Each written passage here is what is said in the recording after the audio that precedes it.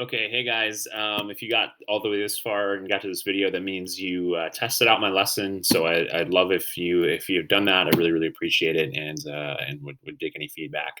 And again, I haven't even played with this yet. Maybe it's just not even something that I want to do. But anyways, I figured I'd film this additional video here because I didn't show all the other stuff it appears you could do with Nearpod. So let's look at that in a second. Again, what I have in front of me here is what you just did. You had three open-ended questions. This was question 1, 2. This was question 1, 3. Oops, nice. It gives me a little preview of the question here. Notice that if I hover over it, it tells me kind of what it is, what I wrote in there. And within each of these, let's see if I can actually look at one so you guys can see the edit. So if I click on it, I can edit it, but it's going slowly. Here is just screen grabs from the book over here. So I'm hoping that they're reading kind of my prompts. They were given 10 minutes for this. You were given 10 minutes. This is a lot of time to just read through what you're being asked here. And of course, you have to rely on looking at the textbook over here. So again, I don't know if we'll have logins to online textbooks right away, but if we did prepare something like this, kids would still have access to it and be able to move on through the curriculum here. So you basically are just able to, one thing that kind of stinks is you're only able to upload one photo. That's it. One photo or one video or some other kind of, or one link. On any other kind of media featured here, there's only one of them. You can't add more than one video photo. So anyways, that's kind of what the open-ended question looks like when you give an open-ended answer. And then the one you did, so we did 1, 3. Here we're just kind of like, this is 1, 3 part B. So this was just a couple-minute question here. And then the one where you had multiple choice is called time to climb. So that's a feature. I'll show you how you can add that in a second. But if I double click on it, that's how I built that multiple choice question right here. Right here. So this was really easy, really quick to do. I just had to make the diagram of the function machine real quick and just had to type it in. Boom. Just like setting up a Kahoot really fast, and indicating what the correct answer was. Okay, dokie. So those were kind of the big things.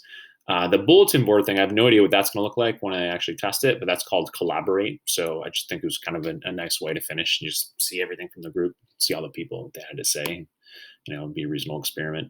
And these videos here, these are just random placeholder videos from YouTube. I just searched silly things. And, slide 1 is, I think, would be a good launch slide. And then any other videos we think we need within a lesson, like we need a video on math notes. Cool. We can put that in at the end after Collaborate when they're done doing their work and they just want to write some notes and chill out a bit at the end.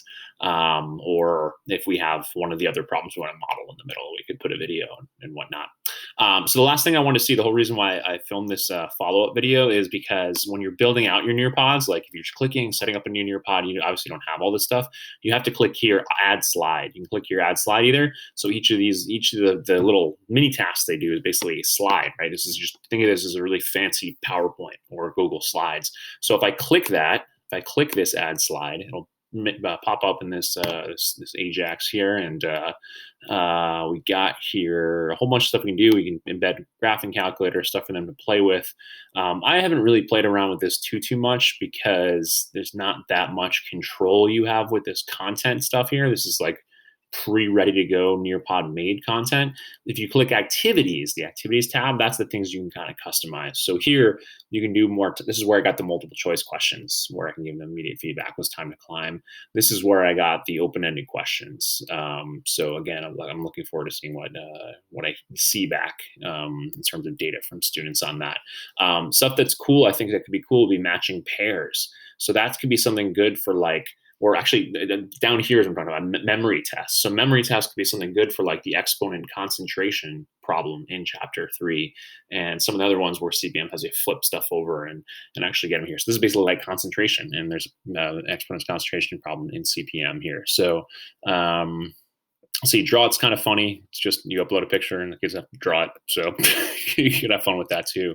I haven't tried quiz, haven't tried Flipgrid, but these would all be worth kind of experimenting with, kind of just like engaging slides again. So you have activities here, and then you have content, and content's video, right? So video, if I did want to add videos, here's this process. You click video. You can't film a video directly in Nearpod.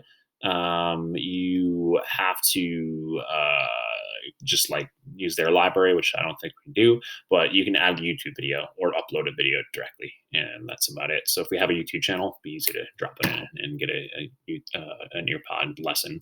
So anyways, I can sort of envision this just like, because we're going to have them do group work in class, and keeping kids accountable, keeping the groups together. 5 minutes for this problem, 6 minutes for this problem. We can be writing in, as you saw in the way I did it, like writing in group work norms within each question, so kids kind of stay together and learn to work together. So, anyways, I was pretty excited once I actually started playing with this, and that kind of gave me a sense of what our Zooms could look like, rather than like, okay, go to the online textbook and like try these problems and come back, and I don't know. Dialogue, I think, is gonna be really tough, like in terms of speaking up in class. So I think I'm probably just gonna have them work in groups and evaluate their work that way. So, anyways, hopefully this is a helpful overview. And then again, I really appreciate it if you did actually do the Nearpod, because I'd like to see what your data looks like and your feedback, and see whether this is feasible. Thanks again, guys. Have a good night. Bye.